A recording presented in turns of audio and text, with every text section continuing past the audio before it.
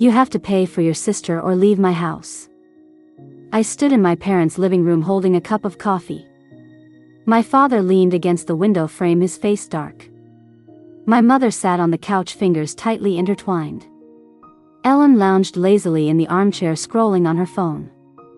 I frowned at the new designer bag in her hand. She looked up and sneered, "Aren't you rich, sister?"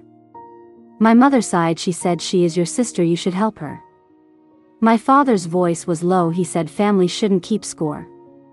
I slowly put down the coffee cup, my hands trembling. The air was a mix of coffee and oppressive cold air. I said, "I can't keep paying for her." My father's face changed, his voice hit like iron on the floor. He said, "Did you forget who paid for your school, who helped you get a job?" I looked at their eyes like staring at a wall.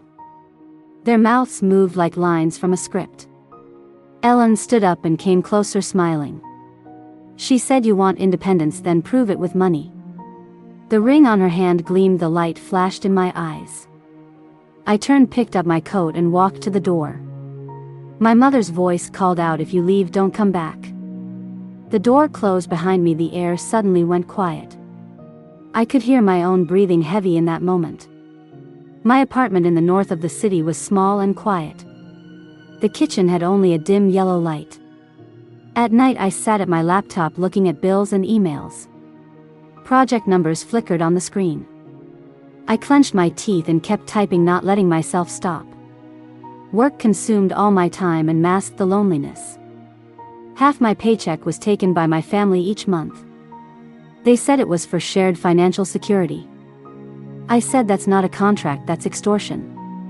They said it was the foundation of family trust. Ellen kept transferring money from my account to buy designer things. She posted photos online tagged family support. And I sat in my rental looking at that smile. The smile reminded me who really didn't belong. Sometimes I went to the balcony late at night to smoke. The city wind hit my face like a wake-up call. I thought of the night they forced me to sign the joint loan. My father made Ellen sit beside me, smiling as I signed. My mother said, "If you don't help her, she'll have no future." At that moment I realized I was nothing but their ATM. 2 years later I was promoted to project manager. I traded numbers for authority and earned my freedom. I opened a separate account to hide my real income. I applied for an overseas training program and prepared to leave. During that time Ellen still flaunted her new bags. My mother still demanded remittances. I replied to emails briefly, coldly, without explanation. They called me ungrateful, heartless, and cold. I didn't respond. I quietly collected evidence. All transfer records were saved to the cloud. All transaction receipts organized into a list. Including the fake loan they forced me to sign. I made 2 copies, one sent to the company legal department. The other given to a friend's media team. I just wanted the truth to be seen one day. I didn't want to destroy anyone, I just wanted the taking to end. That day my mother called, her voice trembling. She said Ellen's credit card was frozen. She asked if it was me. I quietly watched the news alert on my screen. Headline read, "Family Trust Fund Misuse Under Investigation." My father's company accounts were frozen for financial irregularities. Ellen's social accounts flooded with comments. I stayed silent, just listening to my mother cry on the phone. She said, "Why would you do this to family?" I leaned back and said softly, "I just took back what was mine." The line filled with quick breaths and panic. At that moment I heard her finally realize I was not the same. I hung up, reopened my laptop and began writing my report. The company planned to send me abroad to lead a new project.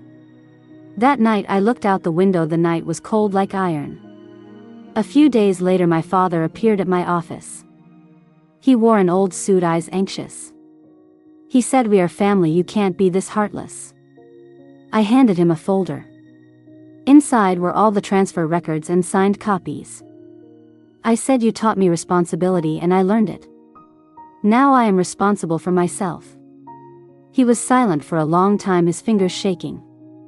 He said, "Ellen is still young, don't ruin her." I looked at the eyes that used to scare me. I said she is ruining herself, she doesn't need help with that. Anger flashed across his eyes, then faded. I watched him leave, his back slightly bent. I didn't feel satisfied, I just calmly kept moving forward. The media reports grew wider, the company began investigating the family trust. My father's friends started keeping their distance. Ellen lost her brand contracts. My mother tried to contact me begging for clarification. She cried in the voice note saying we are still family. I listened, then quietly deleted the message.